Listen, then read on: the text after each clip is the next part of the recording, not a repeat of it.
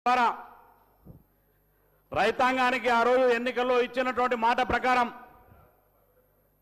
మరి ఇవాళ రైతు భరోసా ద్వారా రైతాంగానికి 8,774 కోట్ల రూపాయలను రైతు భరోసా కార్యక్రమం ద్వారా మరి రైతులకు అందించినటువంటి కార్యక్రమం అధ్యక్ష.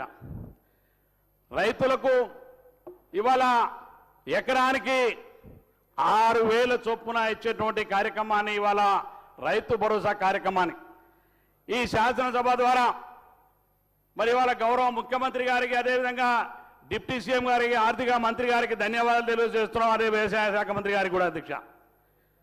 ఈ నెల 22 నుంచే రైతాంగానికి సంబంధించినటువంటి రైతు భరోసా కార్యక్రమాన్ని అమలు చేసి రాష్ట్రంలో ఉన్నటువంటి 70 లక్షల మంది రైతులకు మరి రైతు భరోసా కార్యక్రమాన్ని అందించేటువంటి